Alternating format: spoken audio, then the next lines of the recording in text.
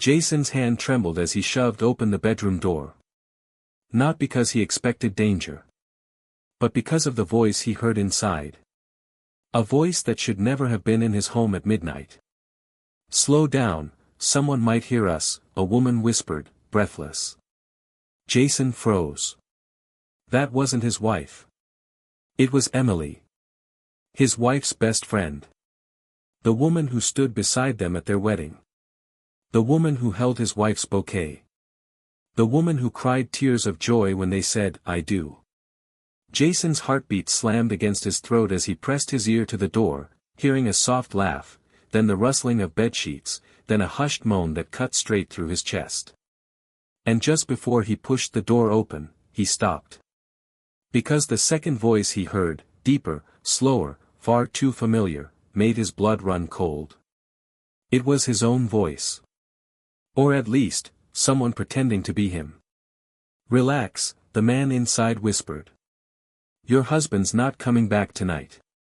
Jason's mind spun so fast he nearly fell backward. His wife. In his bedroom. With a man who sounded exactly like him. And her best friend cheering her on. He clenched the doorknob, ready to storm in, until a soft ding vibrated from his pocket. A message.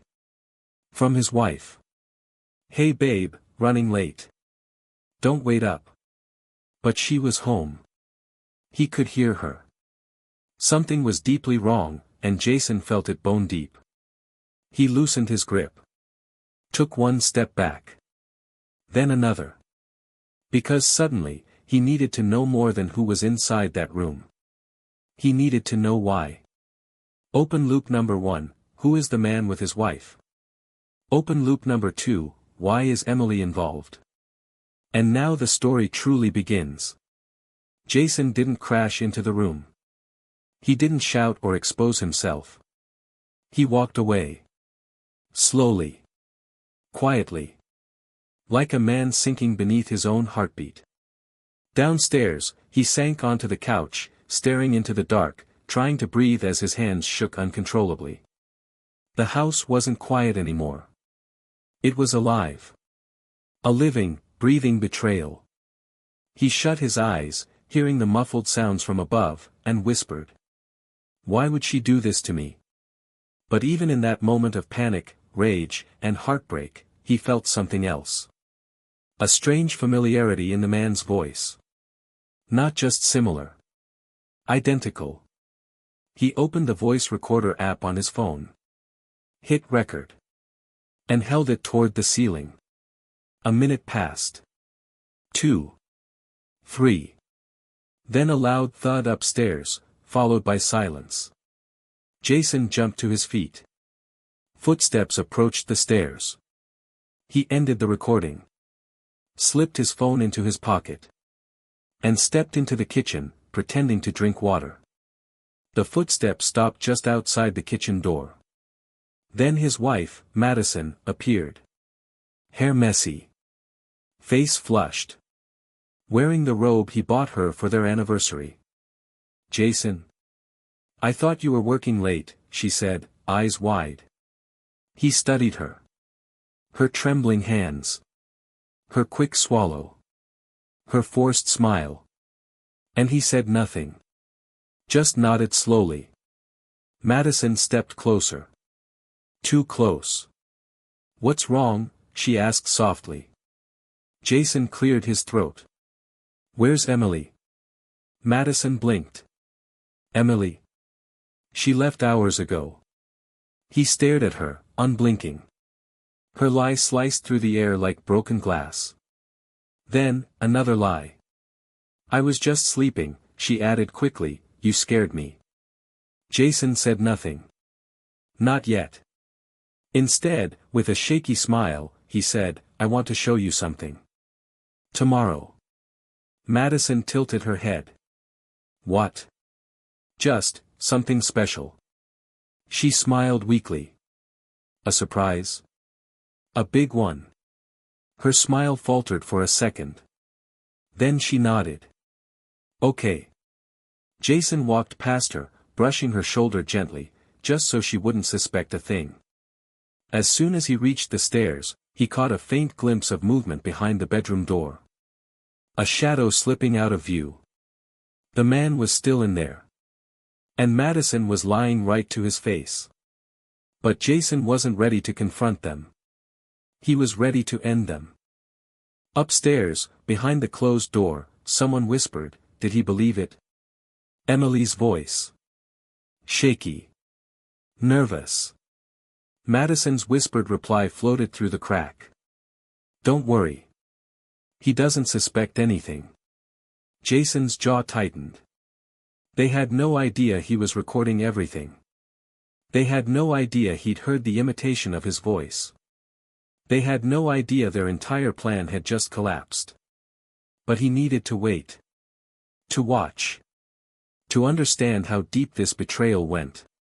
Because the voice, the man behind that voice, the perfect imitation. This wasn't just cheating. Something bigger was happening. Something calculated. And Jason was right in the middle of it. He lay awake the whole night, eyes fixed on the ceiling, listening for every sound. Every whisper. Every secret. At dawn, Madison slipped back into bed beside him, pretending everything was normal. He turned to her slowly. Kissed her forehead. And whispered. I have a surprise for you later today. She smiled through barely hidden guilt. Can't wait, she whispered back. But she had no idea that the surprise waiting for her would destroy everything she thought she controlled. Downstairs, Jason grabbed his laptop. Opened the voice recording from last night. And played it back. But the moment the imitation voice spoke, Jason's heart stopped. He knew that voice. Not from home. Not from work. Not from any friend or enemy. But from a place he never expected. And that realization changed everything. Jason replayed the voice again, leaning closer to the speaker as if proximity would make the truth easier to swallow. The imitation was perfect. Too perfect. It wasn't a coincidence. It wasn't luck. It was trained. And there was only one person he'd ever met who could mimic a voice down to the breath. Ethan Cole. His former best friend. The same man who cut Jason out of his life 2 years ago after a brutal argument. The same man who once said, if I wanted to ruin someone's life, I'd do it from the inside. A cold wave crashed through Jason's chest, chilling him from throat to spine. Ethan. Emily. Madison. The betrayal wasn't emotional. It was strategic. Jason closed the laptop, teeth clenched. He needed proof, more than recordings, more than suspicions. He needed to corner them one by one until someone cracked. And Madison would crack first. When she walked into the living room that morning, hair tied up, pretending to yawn like she slept peacefully, Jason observed her closely. Every tiny movement. Every nervous twitch. She avoided eye contact longer than usual. You heading out early? She asked, grabbing her coffee like this was any normal day. Just a little work meeting, he replied calmly. But don't forget, tonight. She froze mid-sip. The surprise? She nodded too quickly. Right, of course. Her voice wavered, barely noticeable, but Jason caught it instantly. She was scared. Good. He leaned closer, brushing a hand against her shoulder. Wear something nice, he whispered. The coffee nearly slipped from her fingers. Jason walked away before she could say anything else, heading to the door, feeling heat rising in his chest like a storm ready to break. As he stepped outside, he didn't hear Madison's breathless whisper behind him. Oh God, what is he planning? But he heard something else. A faint shuffle behind the upstairs curtains. Someone moving inside the bedroom. Someone who wasn't supposed to be there. He walked to his car slowly, then doubled back silently toward the side of the house. He stood beneath the window, listening. 2 voices. Madison. And a man. The man spoke first. Do you think he knows? I don't know, Madison whispered. But he said he has a surprise. Jason never does surprises. What if he found something? The man exhaled sharply. He didn't see me. He would have reacted. Madison shook her head. You didn't hear him. He was cold. Like he knew. Jason's grip tightened around his keys.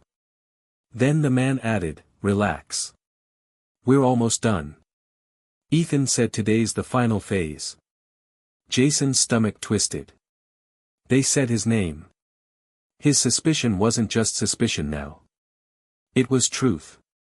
He stepped back quietly, breathing through clenched teeth, forcing himself not to storm inside and destroy everything. He needed them to think they were winning. Because when people feel safe, they slip. They reveal more. They get sloppy. And Jason wanted every secret.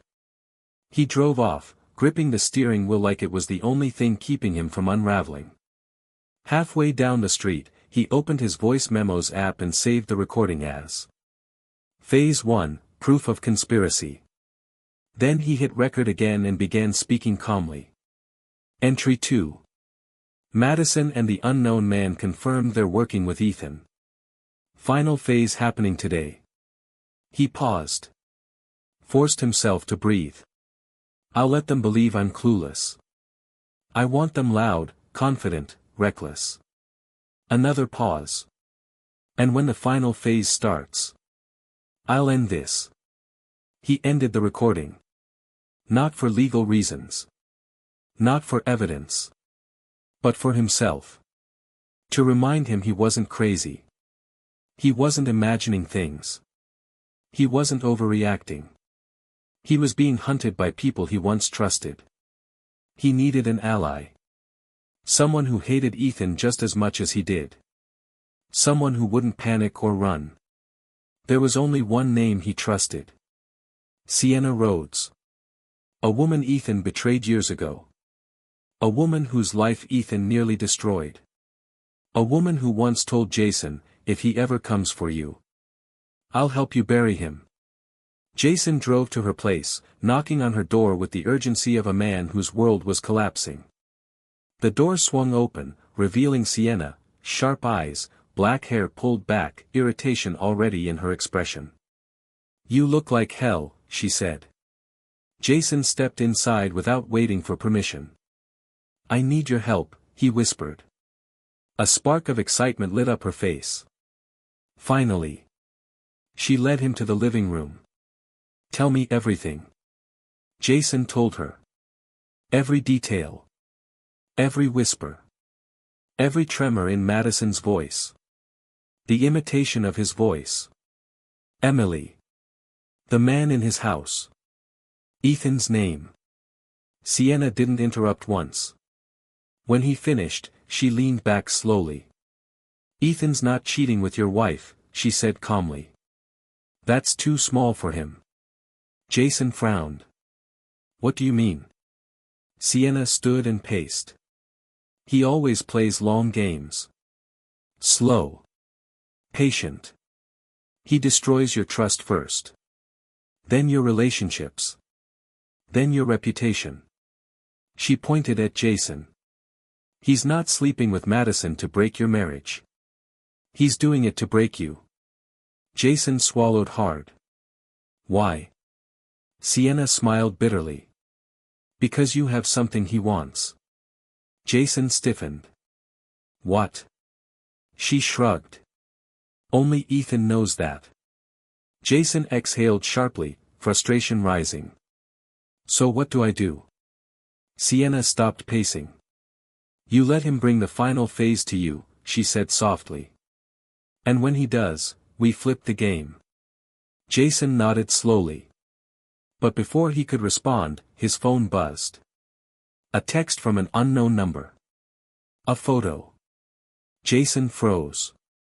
It was a picture of him, taken 30 minutes ago, standing outside his house listening under the window. Followed by a message. We see you. His blood turned to ice.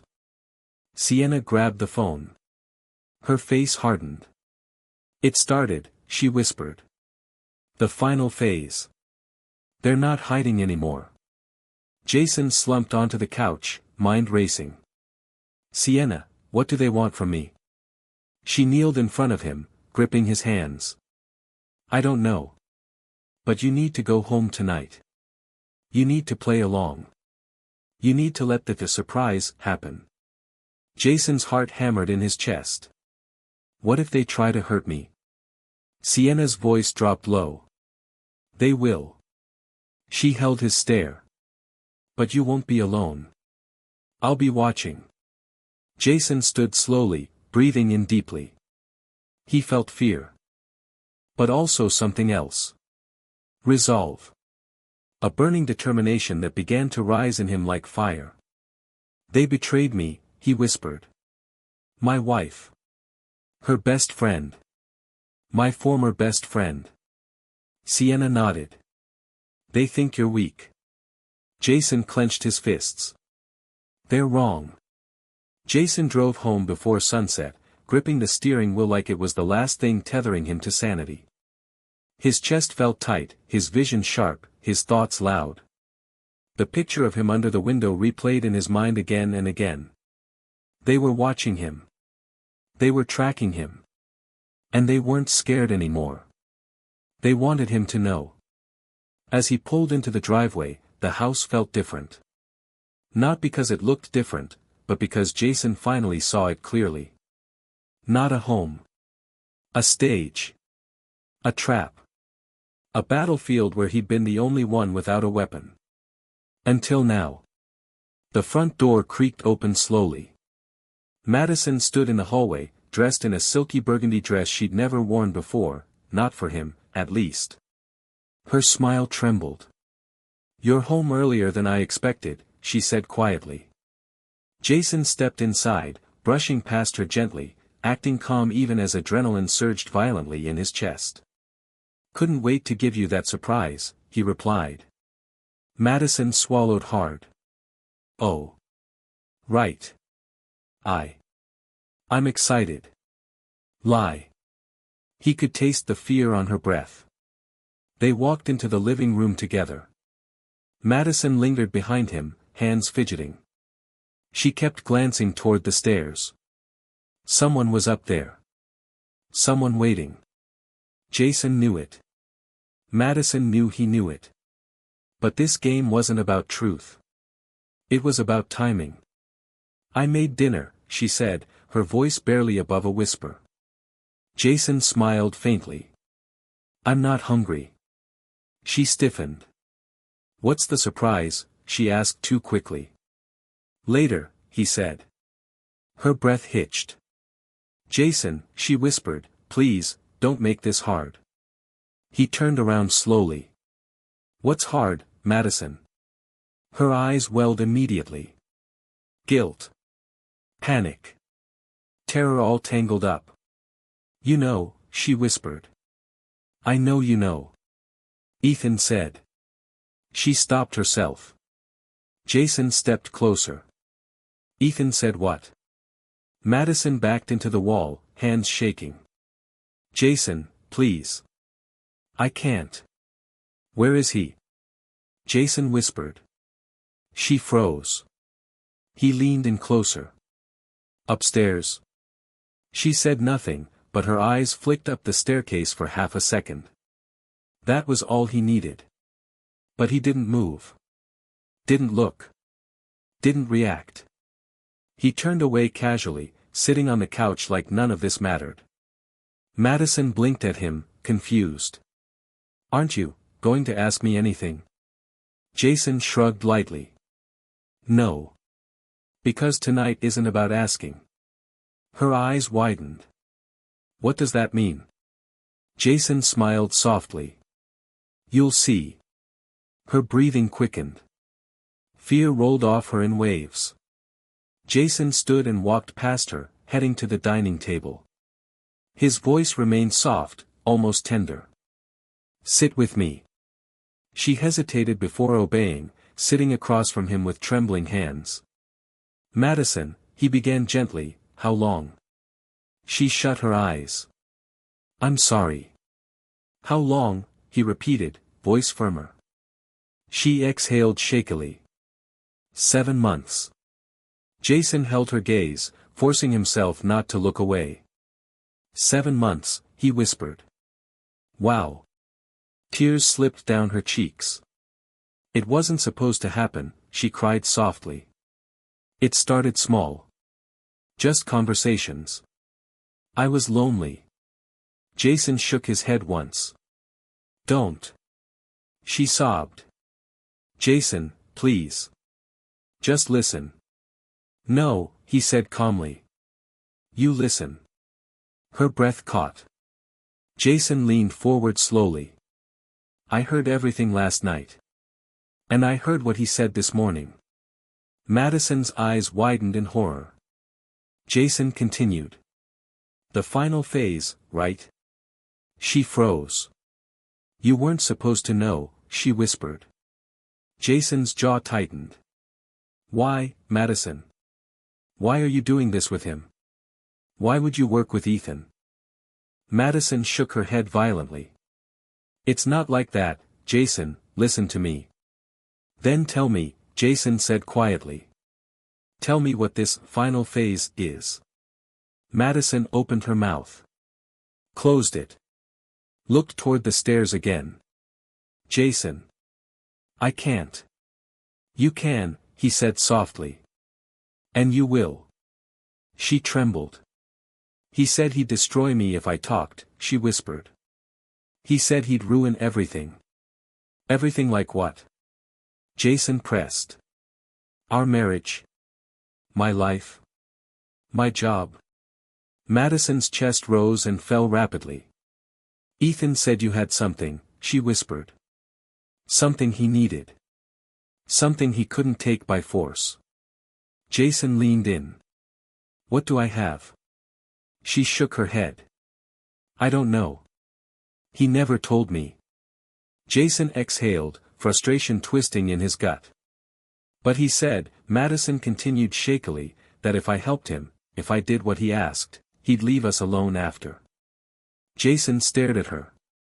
You believed him? She broke down crying. I was scared, Jason. Ethan doesn't stop. You know what he did to Sienna. I just wanted him gone. I didn't know it would go this far. Jason sat back slowly. So, you thought the best way to protect us, was to betray me? Madison sobbed, I'm sorry. Jason, please, please forgive me. I didn't know he'd bring Emily into it, I didn't know he'd. A soft creak echoed from upstairs. Madison froze. Jason didn't turn. Didn't blink. Didn't breathe. But inside, every nerve screamed. Someone was coming down. Slow. Confident. Unhurried. A shadow grew on the staircase wall. Then a voice, smooth, calm, cold. Well, the man said, stepping forward, this is awkward. Jason's blood froze. Because it wasn't Ethan. It was the man from last night. Tall. Sharp. Dark eyes. A stranger. But when he spoke again, Jason felt his own lungs stop. Hello, Jason, the man said. In Jason's voice. Madison whimpered.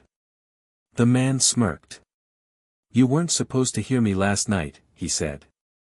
But that's fine. We're past that now. Jason slowly stood. Who are you? The man chuckled. I'm whatever Ethan needs me to be. Madison covered her mouth to smother a sob. Jason's pulse thundered. Where's Ethan? Jason whispered. The man smiled, stepping fully into view.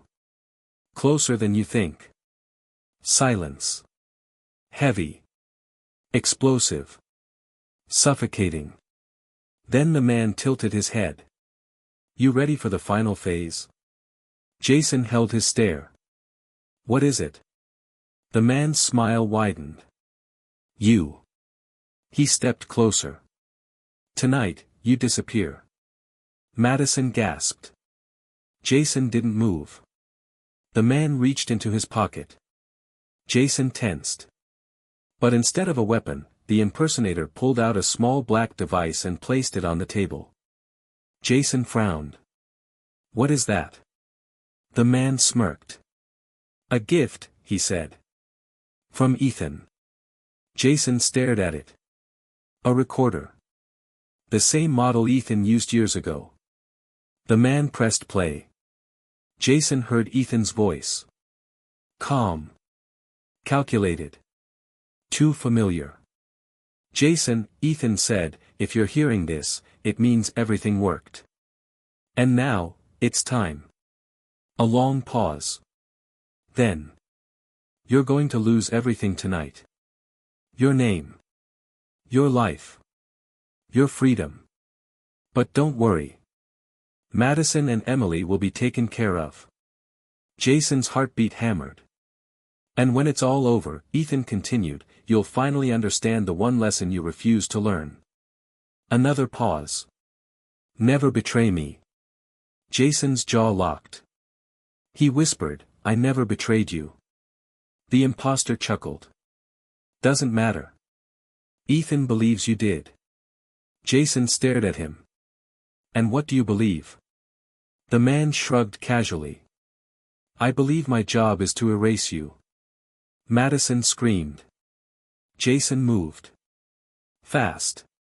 Explosively. He grabbed the device and hurled it across the room, shattering it.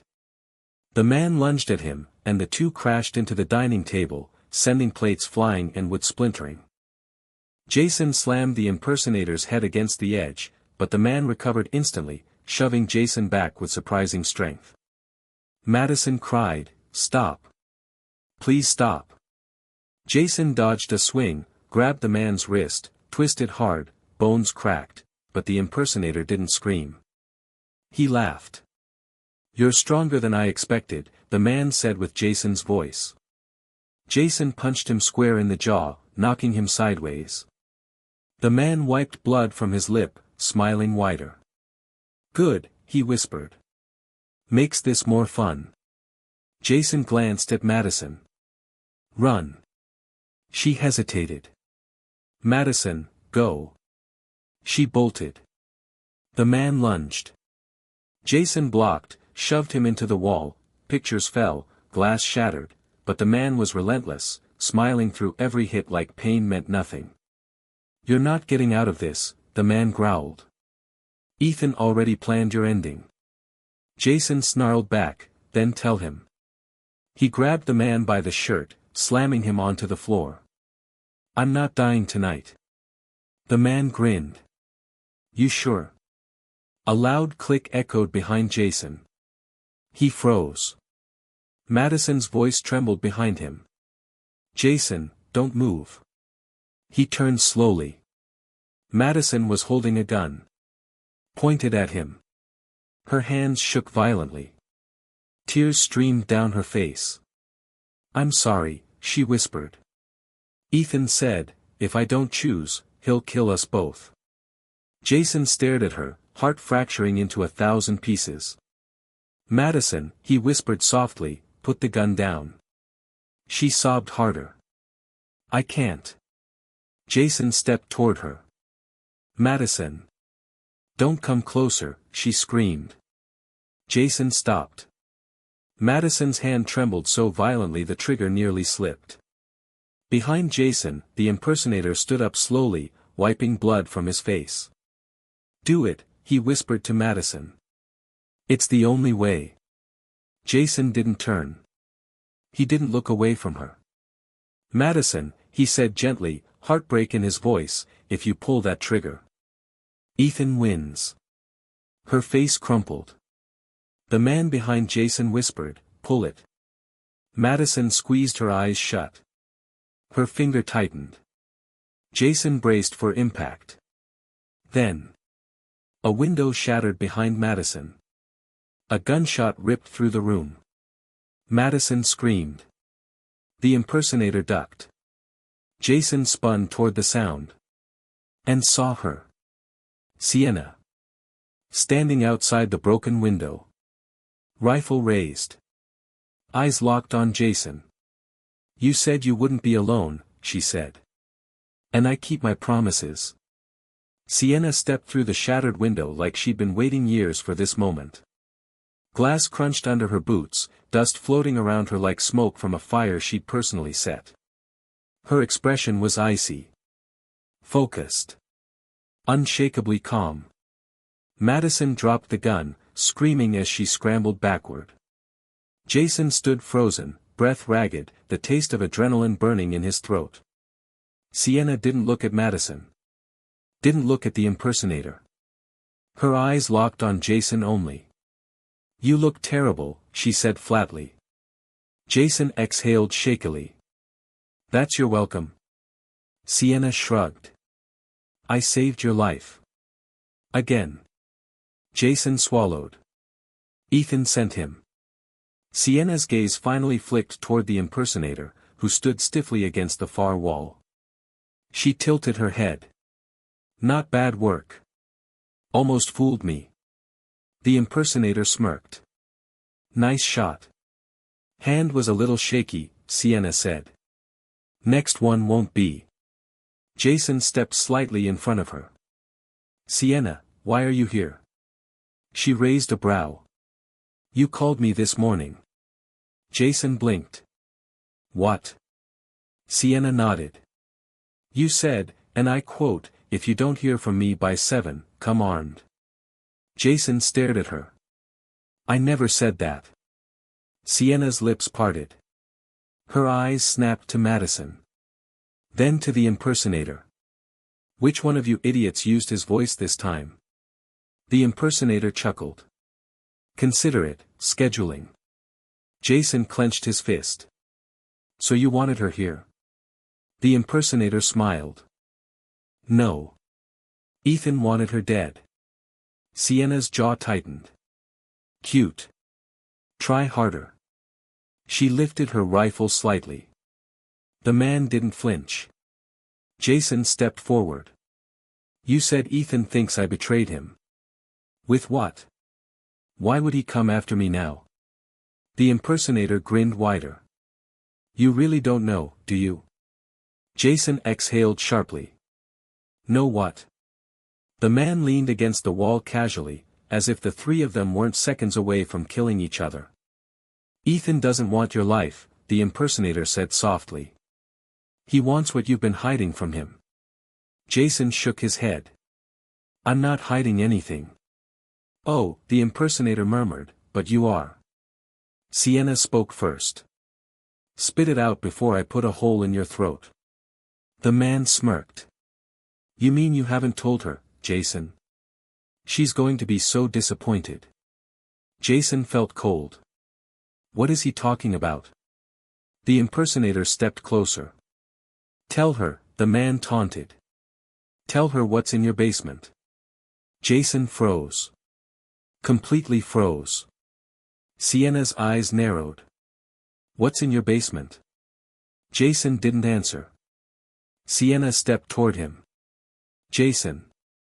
What's in your basement?" Madison buried her face in her hands, sobbing uncontrollably. "I told him not to, Jason, I begged him not to tell." Jason spun toward her. "You knew." Madison nodded violently, crying harder. "I didn't want to, he forced me to." "I didn't." Sienna cut her off sharply. "What is in your basement?" Jason swallowed hard. "Sienna, it's not what you think." "Then what is it?" Sienna snapped. Jason's voice dropped to a whisper. "It's something Ethan left behind years ago." The room went dead silent. Sienna's breath stilled. The impersonator chuckled, delighted. "There it is," he whispered. "Finally." Sienna blinked. Slowly. "You mean you kept it?" Jason nodded once. "You kept Ethan's drive?" she whispered. Jason's voice broke. "Yes." Sienna threw her head back and laughed. Not a happy laugh. A laugh of disbelief. A laugh that sounded like she was about to shoot everyone in the room. "Oh my God, Jason," she breathed, "you idiot." Jason stepped closer. "Sienna. You kept the drive," she snapped. "The same drive Ethan tortured me for. The same drive we nearly died trying to destroy. You kept it." Jason raised his hands. "I didn't know what was on it. I thought it was nothing. Years passed, Ethan vanished, I just forgot." The impersonator clicked his tongue. "No, Jason. You don't forget something like that. You keep it because you know it matters." Jason shook his head. "I swear, I didn't." Sienna pointed her rifle at the floor and screamed out of pure frustration. "Jason, that drive is the reason Ethan lost everything. It's the reason he disappeared. It's the reason half his network turned on him." The impersonator stepped forward, smiling wickedly. "It's the reason he's killing anyone close to you. Including her." He pointed at Madison. Madison sobbed harder. Jason's stomach dropped. "Sienna, what's actually on the drive?" Sienna's jaw clenched. "You don't want to know." Jason's voice sharpened. "Tell me." She hesitated. Then. "It's the list." Jason froze. "What list?" Sienna met his eyes. "The list of everyone Ethan ever blackmailed. Every politician. Every banker. Every dirty cop. Every client. Every enemy. Everyone who paid him. Everyone he paid." Jason stared at her. "That list," she whispered, "is the only thing powerful enough to take Ethan down." The impersonator smirked. "Which is why Ethan needs it. And why all of you need to die." Jason exhaled, mind spinning. Madison shook violently. "Jason, he told me he'd kill me if I didn't help him find it. Please don't let him, please." Jason moved toward her. Sienna grabbed his arm. "Don't. She chose Ethan over you." Jason pulled his arm away. "She's still my wife." "Not anymore," Sienna said under her breath. Madison broke completely. "I didn't want to. I swear. He said he'd destroy us, Jason, please believe me." Jason looked at her. Really looked at her. The woman he loved. The woman who lied. The woman who betrayed him. And the woman shaking like a leaf because she knew she'd been used by a monster. Jason whispered, "I believe you." Madison collapsed into sobs. Sienna scoffed softly. "Unbelievable." The impersonator clapped slowly. "Beautiful. Touching. Very emotional. I'm almost moved." He stepped toward them, cracking his neck. "But we're done talking now." Jason raised his fists. Sienna lifted her rifle. Madison crawled backward across the floor. The impersonator grinned. "I'll give you one chance," he said. "Where's the drive?" Jason didn't blink. "Basement. Hidden behind the furnace." The man smiled wider. "Knew it. But there's a problem," Jason added. "Oh?" the impersonator asked. Jason nodded. "You won't make it down there." The man tilted his head. "And why's that?" A voice answered from behind him. "Because you forgot about me." The impersonator turned. Emily stood at the top of the stairs. Hands shaking. Face pale. But holding a knife. "Stay away from him," Emily whispered, pointing it directly at the impersonator. "Stay away from Jason." Jason froze. Madison gasped. "Emily, what are you doing?" Emily's voice cracked. "I'm done being part of this. I'm done helping Ethan. I'm done lying for you. I'm done pretending." Her eyes burned through the impersonator. "You don't control me anymore. The man sighed. Oh, sweetheart. Yes. I do. He lunged toward the stairs. Emily screamed and swung the knife. Jason bolted. Sienna fired. Madison shielded her ears. Everything detonated at once. Chaos. Screaming. Shattering. Blood. Impact. Silence. Then. A body fell down the stairs. Not Emily. Not Jason. Not Sienna. The impersonator rolled down the steps like a rag doll, crashing onto the floor, blood smearing across wood. Jason rushed to Emily. Emily. Are you hurt? Emily shook violently. And no. I'm fine. Sienna aimed her rifle at the impersonator's head. He coughed. Choked. Then smiled through blood. This isn't over, he whispered. Ethan's already here. Jason's heart stopped. Sienna stiffened. Madison's breath broke into sharp, panicked gasps. Emily whispered, "Oh my God." The impersonator laughed weakly. He's been watching the whole time. Jason stepped closer. Where is he? The man lifted a shaky finger. And pointed toward the front door. Jason turned. Slowly. The doorknob twisted. The door creaked open. A tall silhouette stepped inside. And Ethan's voice, smooth, cold, unmistakable, filled the room. Miss me, Jason? Evan doesn't answer. He just keeps staring at the security footage like it's some kind of math equation he hasn't solved yet. His jaw flexes. His hand squeezes into a fist. Then he exhales so slowly it almost sounds like a hiss. Ivy watches him carefully. Evan, please say something. He finally turns his head. And for the first time tonight. He actually looks scared. Who sent this to your phone, he asks. I don't know, she stammers. The number was unknown. It disappeared after the message delivered. Evan steps closer, suddenly far more interested in the sender than the content. This feels deliberate, he mutters. Like someone wanted you to see it.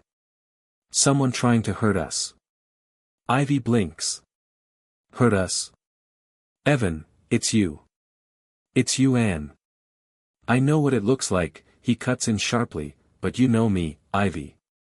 You know I would never. She laughs. Loud. Uncontrolled. A laugh born from shock and pain. Evan, I know your voice. I know your face. I know the way you breathe. She points at the footage. That is you. He steps in closer. Ivy. Look at me. She refuses, turning her face away, but he cups her chin, gently, not forcefully, guiding her eyes back to his. There's more happening here than you think. That sentence hits her chest like a stone. What does that even mean, she whispers. But before he can answer. Her phone buzzes again. Another unknown number. Another video file. Ivy freezes. Evan sees it too. Don't open it, he says. But she already is. This time, it's not the living room. It's a hotel hallway. Tessa is waiting outside a room, looking nervously side to side. Seconds later, Evan walks up to her. Except, something looks slightly off. His walk. His frame. His posture. This isn't you, Ivy whispers, confused. Evan steps closer, his voice trembling with a mix of fear and vindication. That's what I've been trying to tell you. Ivy's heart pounds. Open loop 1, if the man in the living room video is Evan, but the one in the hotel looks almost like him. Who is he? Open loop 2, who is sending these videos? And why now? Ivy tries to zoom in on the man's face but the footage ends abruptly. Cut off. Like someone didn't want her to see the rest. Evan rubs both hands over his face. Ivy, there's something I haven't told you. Her stomach sinks. Of course there is. He looks toward the hallway, checking if anyone's listening, though they're alone. Then he says it. I think someone's been following me. 4 weeks. What? Ivy steps back. Following you? Why didn't you tell me? I didn't want to scare you, he says, breath hitching. But I think it's connected to my brother. Ivy's face twists. Your brother? Aaron passed away 3 years ago. He nods slowly. I know. But you remember the kind of people he was involved with before he died. Ivy's blood runs cold. Aaron had been mixed up with a group Evan once described as a tight circle with loose morals and an interest in leverage. Blackmailers. Digital manipulators. People who thrived on destroying reputations. Evan, Ivy whispers, are you saying this is fabricated? He shakes his head. Not fabricated. Someone is using real moments and twisting them. Or planting them. Or. Ivy cuts him off. What about the video with you and Tessa in this house? That wasn't manipulated. I saw it clearly. Evan closes his eyes, pained. I wasn't here. I swear to you, Ivy.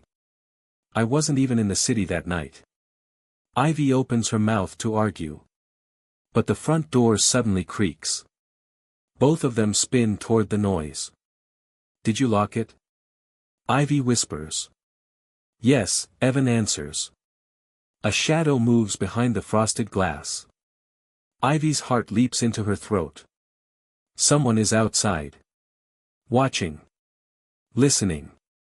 Maybe, delivering the next video. Evan moves forward cautiously. Ivy grabs his arm. Don't. But he gently pulls away. When he opens the door. No one is there. Only a small black envelope sitting perfectly centered on the doormat. Evan and Ivy stare at it. Neither moves. The envelope doesn't have a stamp. No handwriting. Just a thin silver line drawn across the front like a signature. Don't touch it, Ivy whispers. But Evan is already picking it up. Inside is a single USB drive. No note. No instructions. Just the drive. He turns it over in his palm like it's a piece of evidence. Ivy backs away. I don't want to see what's on that thing. Evan looks at her with a mixture of fear and determination. I think we have to. No, she says firmly. My heart can't take any more. But Evan steps closer. Ivy, the only way to understand what's happening is to watch what's on here. Because whoever is doing this, they're escalating. As if on cue, her phone buzzes again. Another video. But this one is only 3 seconds long. It's an extreme close-up of someone's lips whispering. Ask him about the cabin. Ivy's breath catches. She stumbles back, gripping the counter. Evan pales instantly. Like the blood drains out of him. Ivy whispers, what cabin, Evan? He doesn't answer. He just stares at the floor as if the tiles might swallow him whole. The tension spikes. Another open loop surges to life. What happened at the cabin? Why does the sender want Ivy to know? And why is Evan terrified? Before Ivy can press him again, Evan plugs the USB into the laptop. The screen loads. A grainy video begins to play. Ivy gasps. Because sitting in the frame, tied to a chair, bruised and terrified, is Tessa. Not laughing. Not flirting.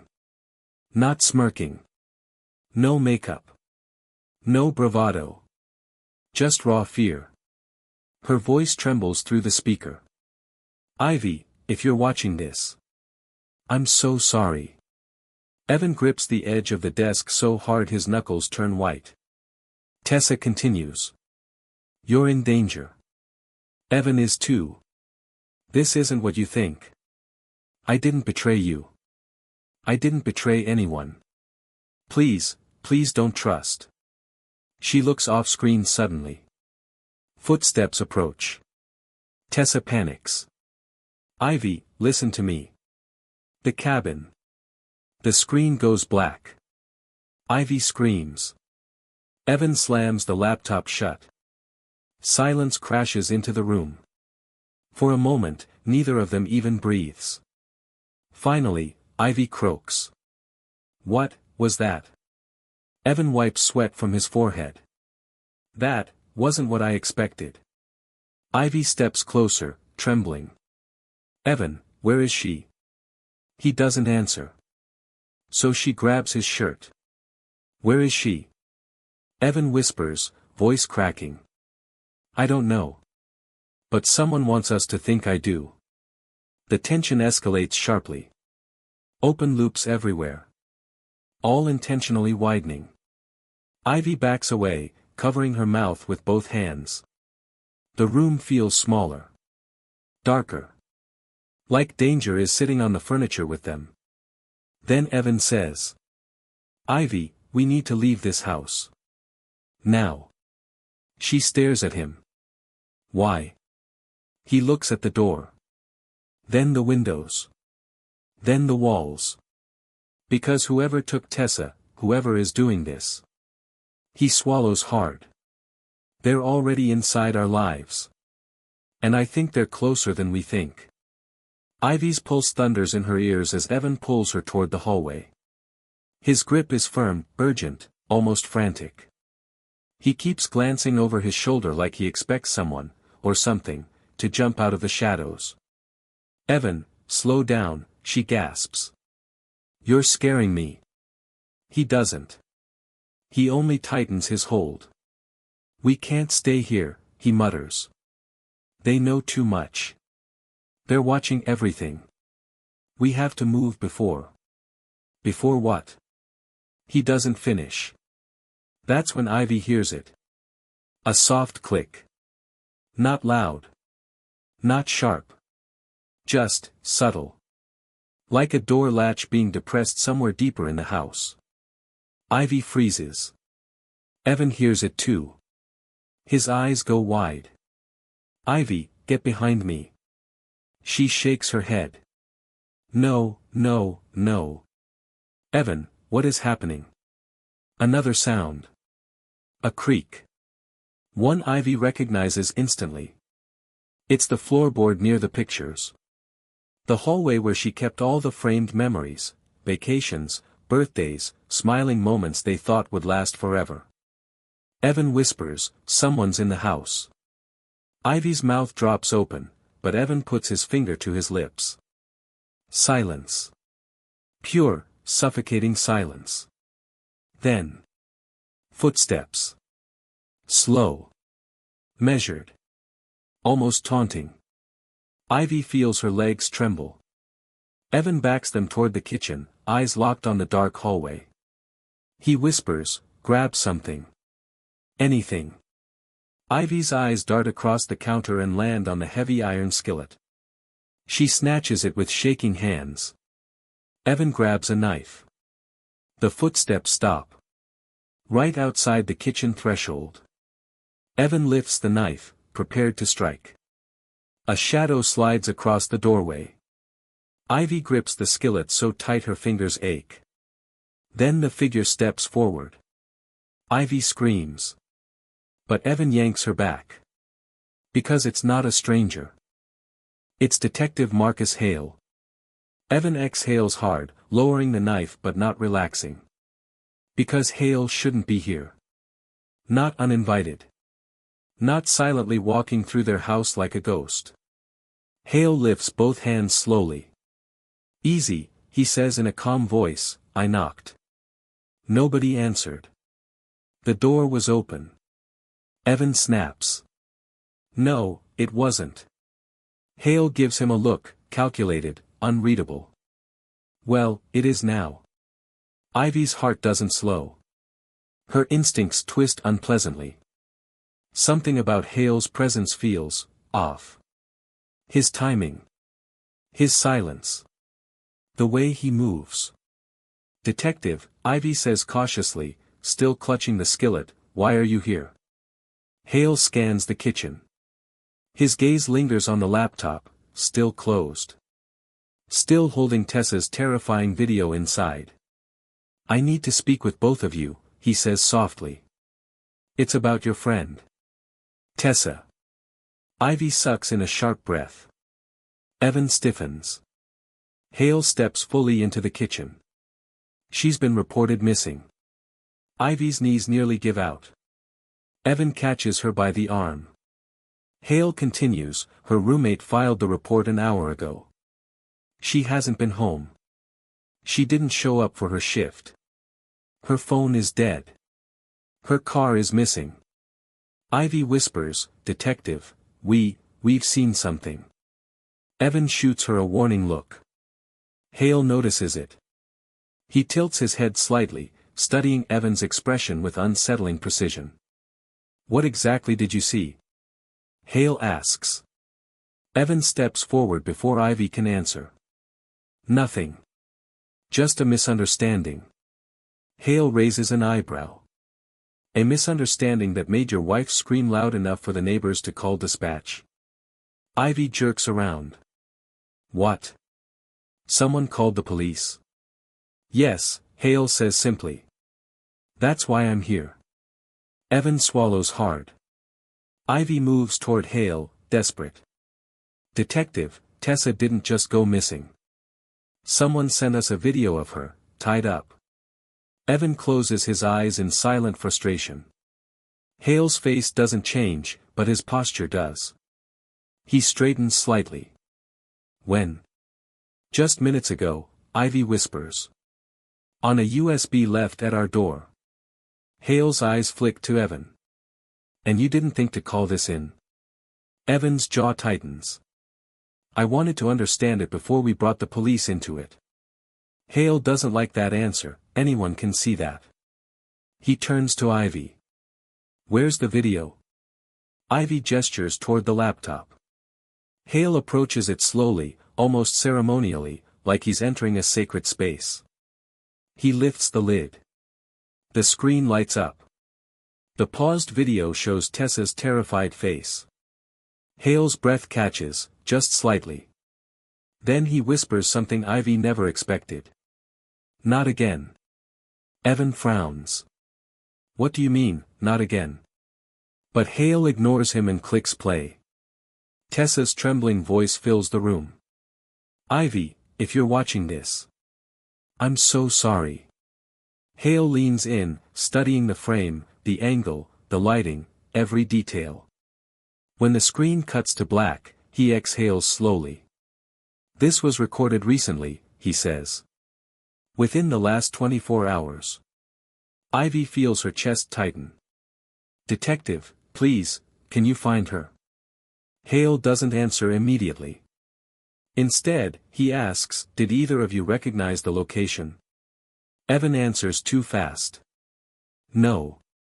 Hale looks at him carefully. Too carefully. Then his gaze drifts around the kitchen. To the corners. To the ceiling. To the vents. And then he says something that makes Ivy's skin crawl. "They've been inside this house."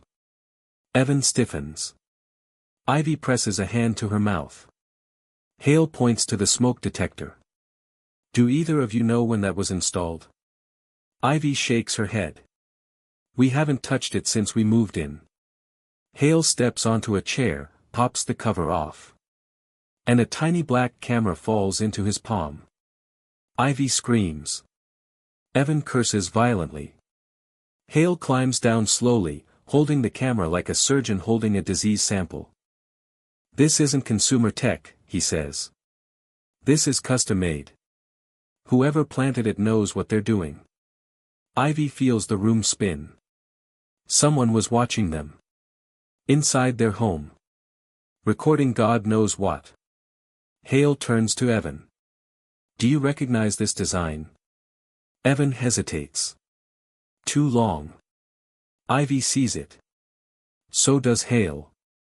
I asked you a question, Hale says quietly. Evan looks away. Ivy's heart stops. Evan, she whispers. Do you know something? He opens his mouth. Closes it. Opens it again. I think Aaron used to work with people who built things like this. Hale's eyes darken. I suspected as much. Ivy stares at both of them in disbelief. What exactly did your brother do, she demands. Evan's voice cracks. He hacked people for money. Stole secrets. Sold blackmail material. He wasn't the man I wanted him to be. And when he died, I thought it was over. Hale shakes his head slowly. It was never over. Ivy backs away from them both. She suddenly sees it. The fear in Tessa's voice. The menacing messages. The videos appearing at the perfect time. The camera in their home. And Evan's terror at every new clue. Oh my God, she whispers. This isn't about cheating. This is about your brother's past coming back. Evan closes his eyes, tears slipping out. I'm so sorry, Ivy. I didn't want you involved. But Hale steps forward. It's too late for that. Ivy backs up until her shoulders hit the wall. She feels caged in the very home she once believed was safe. Every breath comes sharper, quicker. Evan reaches for her, but she flinches like his hand is fire. Ivy, please, he says softly.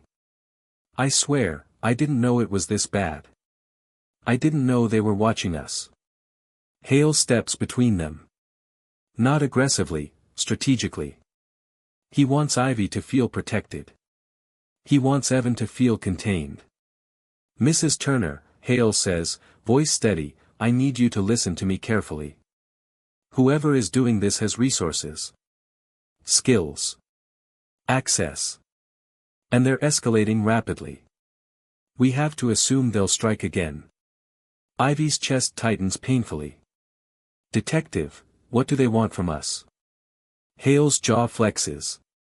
Leverage. Evan mutters under his breath, this is payback.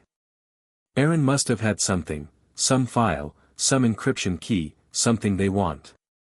Hale folds his arms. What kind of something? Evan swallows. I don't know. The look Hale gives him says he doesn't believe that for a second. Before Ivy can speak, her phone buzzes. Again. A new message. A new video. Hale's eyes narrow. Put it on speaker. Ivy's hands shake as she opens it. The screen fills with static. Then a voice. Distorted. Mechanized. Female. Male. Impossible to identify. It whispers. You're running out of time. The cabin holds the truth. Ask him what he buried there. Hale looks at Evan instantly. What did you bury at that cabin, Turner? Evan's voice is barely audible. I don't know. I haven't been there in years. The voice continues, glitching softly. If you don't go, she dies. Ivy gasps. Tessa, oh God. But the message isn't done. The final whisper is colder than the rest. And Ivy, if he lies again, you'll die too. The video ends. The silence afterward feels radioactive. Hale breaks it first. We're going to the cabin. Evan's head snaps up. Absolutely not. Ivy turns on him fiercely. Why not? Tessa is out there terrified. And now someone is threatening me. Evan, what else aren't you telling us? He hesitates. Ivy steps closer, voice trembling but fierce. Don't you dare lie to me. Not again. Not right now. Evan's shoulders drop. He looks defeated. Haunted. There's something at that cabin, he admits. Something Aaron left behind. Something I didn't want anyone to find. Hale narrows his eyes. Illegal? Evan stares at the floor. Dangerous. Ivy feels her whole body go cold. Dangerous how? Evan finally meets her eyes. He kept recordings. Files. Footage of people he compromised. Politicians. CEOs. Criminals. People with power. I don't know exactly what's there, but if our house is bugged, if Tessa's been taken, if we're being watched, it means they're looking for something Aaron hid. Hale's voice drops low. And you're the last person alive who knows where he hid it. Evan nods once. Ivy feels sick. Evan, you should have told me. I was trying to protect you. You nearly got me killed. He opens his mouth, but can't find the right words. Hale speaks instead.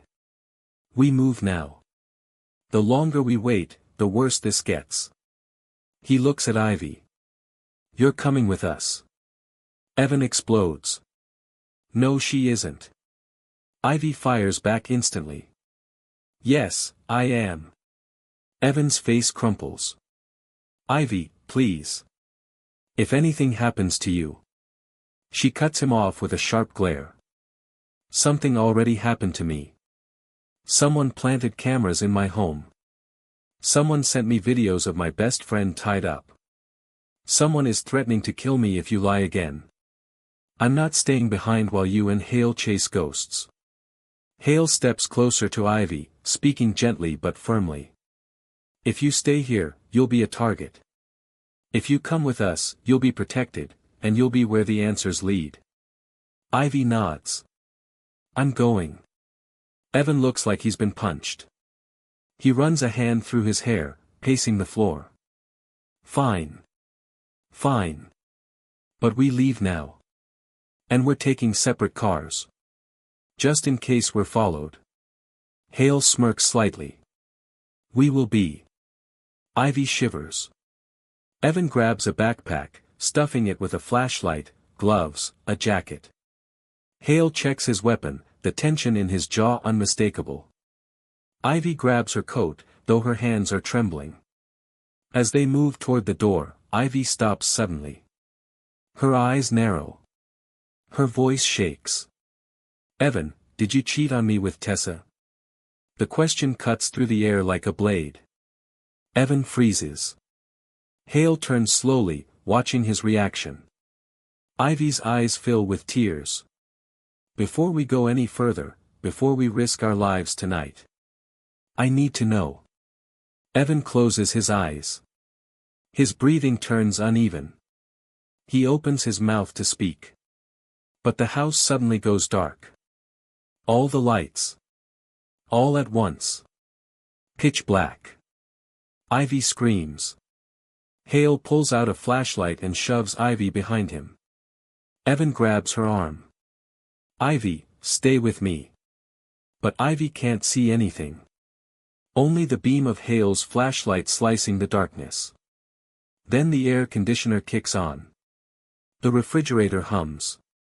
The faint whir of something mechanical echoes overhead.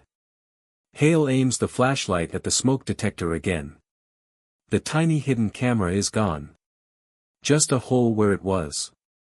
Removed. Silently. Recently. Someone had been inside the house again. Ivy's breath trembles in the dark. Hale's voice is low, deadly. We're out of time. We leave. Now.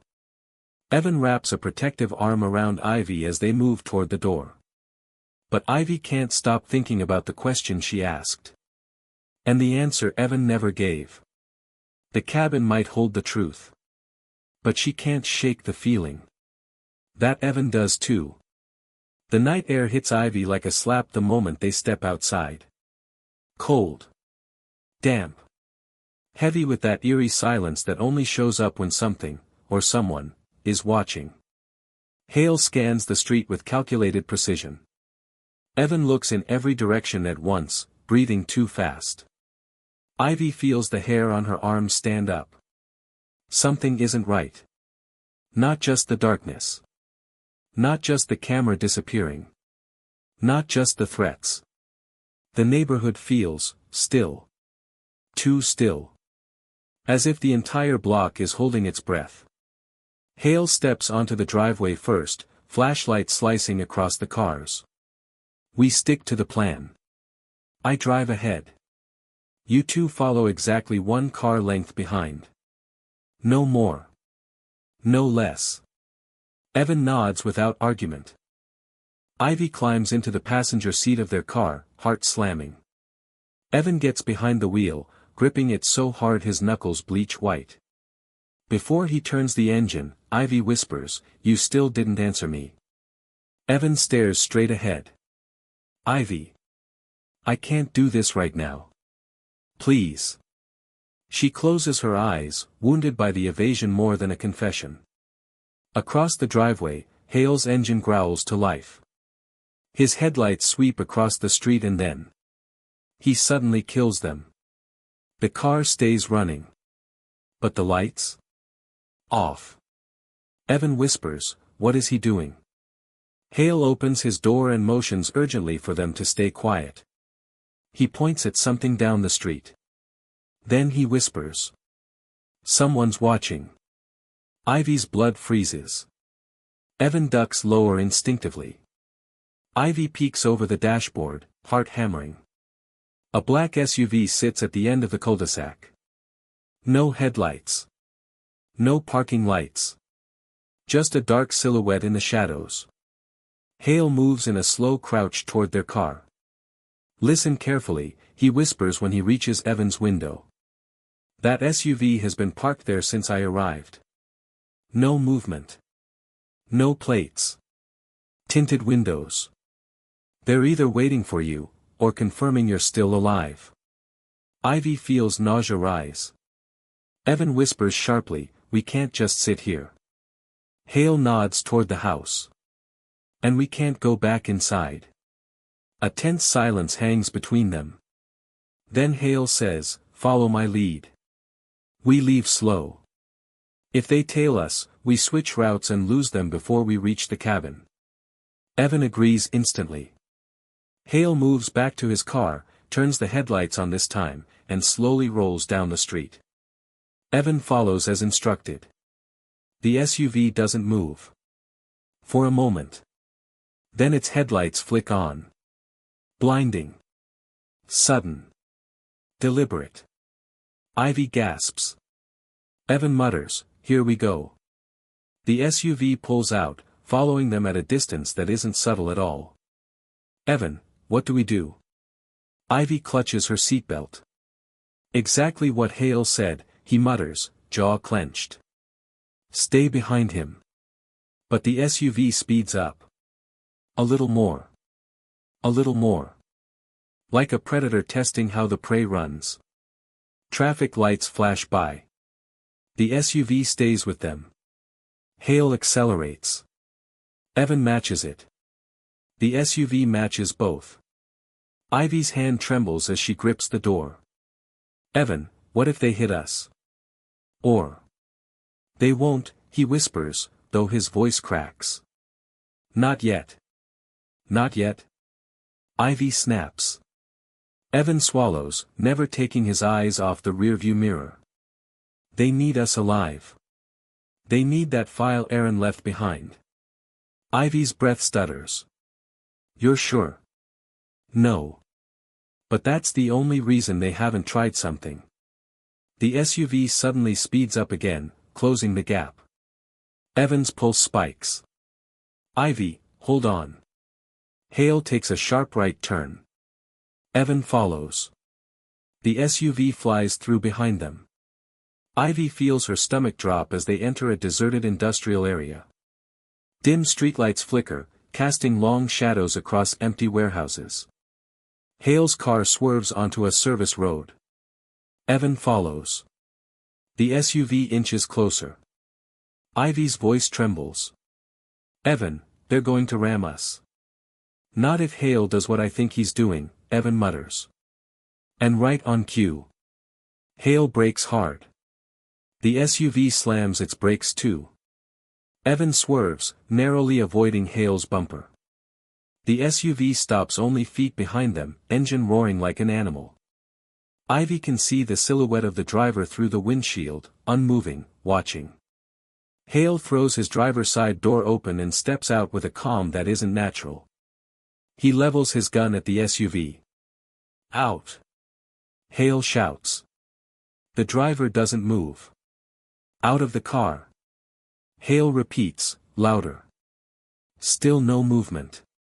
A low dread ripples through Ivy. Evan, why isn't he getting out? Evan doesn't answer. Hale approaches slowly, weapon raised. Hands where I can see them. Nothing. Hale moves closer. But Ivy sees it first. A wire. Looped around the passenger headrest. Trailing out through the cracked back window. Connected to something beneath the SUV. Ivy, she gasps, grabbing Evan's arm. Evan. Evan. He sees her face. He follows her eyes to the wire. His blood turns to ice. Hale. Evan screams. Stop. Get back. Get back. But it's too late. The SUV explodes. A deafening blast. A wave of heat. A shock that rattles Ivy's bones. Hale is thrown backward violently, crashing onto the pavement. Evan slams on the brakes. Ivy, down. Shards of metal rain over the street. A fireball engulfs the SUV, painting everything orange. Smoke. Flames. Silence. Ivy's ears ring. Hale, she cries. Evan bolts out of the car, sprinting toward the detective. Hale. Hale, can you hear me? Ivy stumbles out too, coughing from the smoke, eyes burning. Hale groans, rolling onto his side. Blood runs down his forehead. He coughs, voice raw, I'm fine. Just, help me up. Evan grabs his arm, pulling him to his feet. Ivy feels her pulse crashing through her skull. What was that? Who does that? Who does that? Hale steadies himself, breathing through the pain. That wasn't a warning, he says hoarsely. That was a message. Evan turns pale. A message? Hale points at the burning SUV. They wanted me dead. Ivy's throat tightens. Why you? Hale wipes the blood from his brow. Because I'm the only one who knows the truth about Aaron Turner. Ivy looks between them in horror. You knew him, she whispers. Hale nods slowly. I was the detective on his case. Evan stiffens. Ivy's heart stops. What case, she whispers. Hale meets her eyes with a darkness she's never seen in a human being. Aaron wasn't murdered. He pauses. He was executed. Ivy takes a step back, trembling. Executed by who? Hale's voice drops to an icy whisper. The same people who just tried to kill us. The flames behind them crackle. Smoke curls into the sky. And Ivy suddenly realizes. This isn't a cheating scandal. This isn't jealousy. This isn't betrayal. This is war. A war she was dragged into. By a man she still isn't sure she can trust. And the cabin? The one they're racing toward? That's where all the buried truths are waiting. Dead or alive. I could hear the front door click open before I even reached the stairs. My heart sank.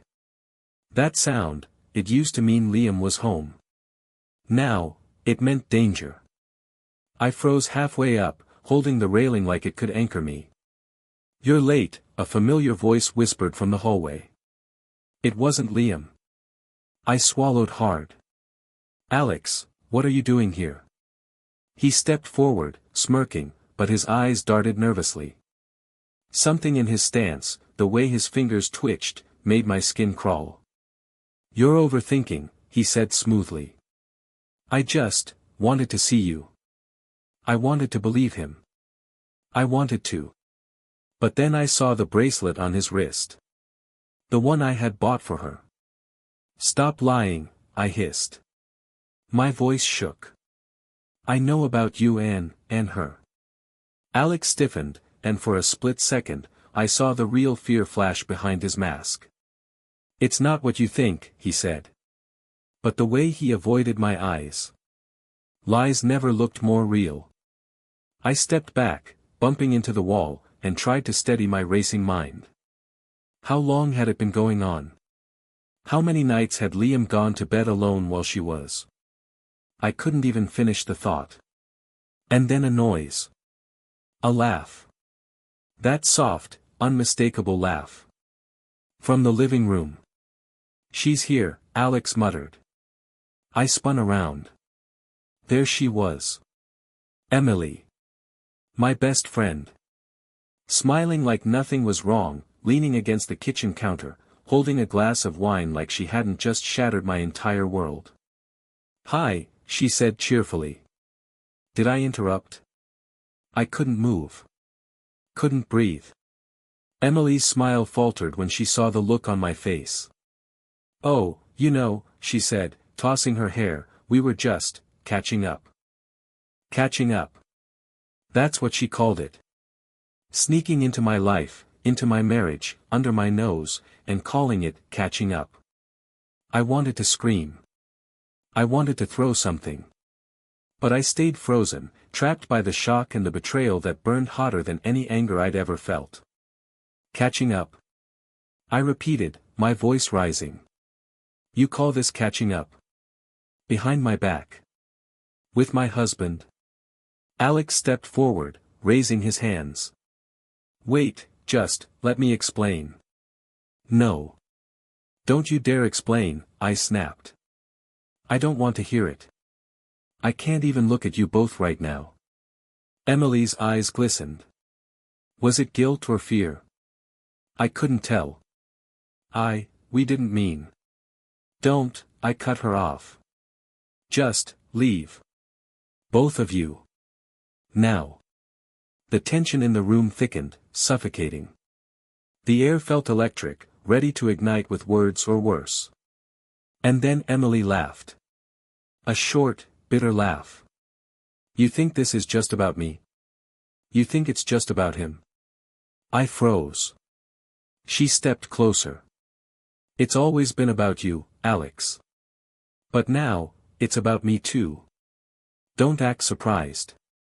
The room spun. My mind tried to connect the dots, to understand how my two closest people could betray me like this. And then it hit me, what if it hadn't started with Alex? What if I'd been blind all along, and the real betrayal had been happening for months? A small part of me wanted to cry. A larger part wanted to explode. I backed into the stairs. I need air. They didn't stop me. They didn't even follow. They just stood there, the silence between them louder than any words could ever be. Outside, the night was cold. I hugged myself, shivering, not from the wind, but from the raw, jagged truth I'd just uncovered. And then my phone buzzed. A message from Liam. Hey, can we talk? I think something's wrong. Something's wrong. The understatement of the year. I stared at the screen, the tears threatening to fall. And I knew one thing. When Liam found out, the storm wouldn't just be over. It would be only beginning. If you want, I can continue immediately with the next part where the tension escalates, showing the confrontation with Liam, the fallout, and the emotional unraveling, keeping all open loops running. I didn't answer Liam's message. Not yet. Not while the betrayal was still fresh, still burning under my skin. Instead, I wandered through the empty streets, letting the night swallow me whole. Every step echoed my racing thoughts. How could he do this? How could they do this? My mind replayed every laugh, every smile, every late-night work call Liam had whispered about. And each memory now felt like a knife twisting deeper. I stopped at a bench under a flickering streetlight. My hands shook as I dialed my best friend's number, Sarah. Someone I could trust. Someone who wouldn't judge. Shay. Her voice sounded groggy, worried. You need to hear this, I whispered, voice tight. Something's happened. And I don't know what to do. Breathe. Just breathe. Tell me. I told her everything. The bracelet. Alex. Emily. The laughter. The lies. Every detail spilled out like poison, and with every word, the weight lifted slightly, but only slightly. I knew something was off, Sarah murmured. But, not like this. Shay, you need to confront Liam. I can't, I admitted. Not yet. I don't know if I can handle it. Then at least, document everything. Keep it. Evidence. Don't let him gaslight you when he finds out. I nodded, even though she couldn't see me. I would. I had to. Back at the apartment, Liam was pacing. The light from the living room bounced off his sharp features, highlighting the worry lines he didn't usually show. Shay, he said the moment I stepped in. You've been gone for hours. Where were you? I froze, then let a bitter laugh slip. Where do you think I was? His face went pale. What do you mean? You know exactly what I mean, I snapped. Don't play stupid. He blinked. I don't know. Stop it, I cut him off. I saw everything. Alex, Emily, behind my back. All of it. Liam staggered, like my words were physical blows. Shay. I can explain. I laughed again, sharper this time, the sound hollow. Explain. There's nothing to explain. It's done. It's over. And you're about to find out just how much damage a lie can do. What do you mean? He asked, panic creeping into his voice. I mean, I pulled out my phone, showing him screenshots, timestamps, and messages I'd collected from Alex and Emily. His face went white. His hands trembled. Shay. I didn't, he stammered. You did, I said firmly. All of you did. And you'll pay for it. One way or another. Liam sank onto the couch, his usual confidence gone. I can't believe this. You will, I said, voice low and steady. You will. The next day, the apartment was quiet. Too quiet. Emily hadn't shown, and Alex hadn't called. Liam sat in silence, scrolling through my evidence like a man confronting a ghost. You're leaving, he said finally. Aren't you? I shook my head. Not yet. I need to know why. Why you let her in. Why you let him, why all of you think you can just betray me and walk away. He looked up, eyes wet. I didn't mean. I love you, Shay. I swear, I messed up, but I never stopped loving you. I wanted to scream, to hit, to cry. But I stayed calm. Too calm. Love isn't supposed to hurt like this. Love isn't supposed to lie to your face every single day. You failed. And now, you'll live with that. And then the text came. From Emily. You'll regret this.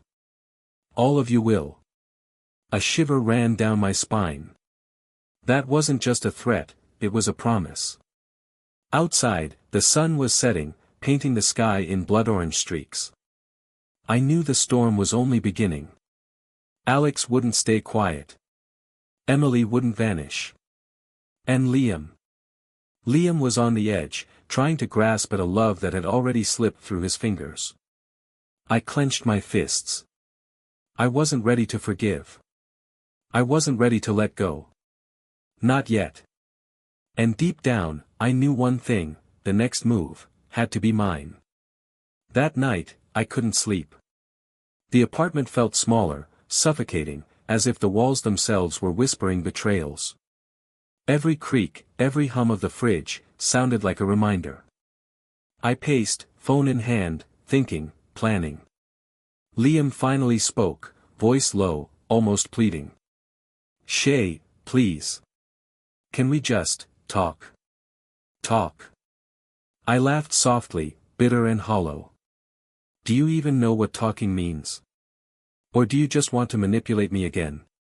He flinched. I could see it in his eyes, the realization that this was different. This time, I wasn't the same. I made a mistake," he said, voice cracking. "I was stupid. But I swear, nothing happened with Emily. She was just there." "I didn't." "Didn't what?" I pressed, stepping closer. "Don't lie to me, Liam. Not now. Not ever again." His hands trembled, gripping the couch cushions. I didn't cheat. I didn't." I shook my head. "Then why the messages? Why the secrecy? Why her bracelet in Alex's car?" Liam's eyes widened.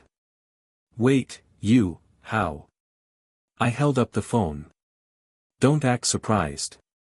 I've known for weeks. Weeks of watching you two laugh, sneak, and pretend. Weeks of pretending nothing was wrong. And now, Liam, now, you'll see the consequences." A silence fell over the room, heavy, thick, almost suffocating. Then the doorbell rang. I froze. "Who is it?" Liam whispered. I didn't answer. I didn't have to. We both knew. Emily's laugh, soft, mocking, echoed from outside the door. "Shay, are you home? Let me in. I need to explain." Liam turned pale. "Shay, don't." I cut him off. "No. She's not explaining anything. She's confessing, whether she knows it or not." I walked to the door, hand trembling, and opened it just enough to see her face. Emily's smile was dangerous, predatory even. "I think we need to have a real conversation," she said, stepping closer. "Real conversation?" I snapped. "You call sneaking into my life, into my marriage, real conversation?" She tilted her head, amused. "Oh, Shay. You're always so dramatic. It's just love. Don't make it more complicated than it has to be." "Love?" I spat. "You don't even know the meaning of it. You're a parasite, feeding on someone else's life." And now, I paused, letting the words hit like daggers. "Now, you'll see what happens when betrayal meets someone who refuses to stay silent." Emily laughed again. This time it was colder. "Oh, I'm counting on it. But don't think for a second. I'm scared of you." I stepped back, letting the tension build, letting the room thrum with the silent promise of confrontation.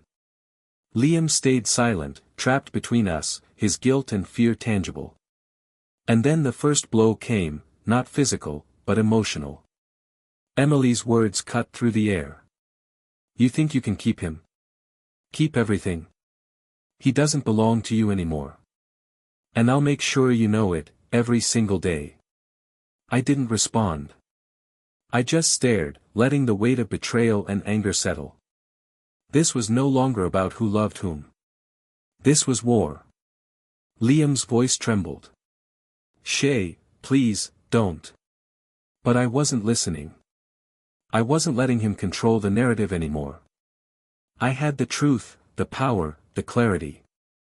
And one thing was certain, neither Emily nor Alex, or even Liam, would get away with breaking me without paying.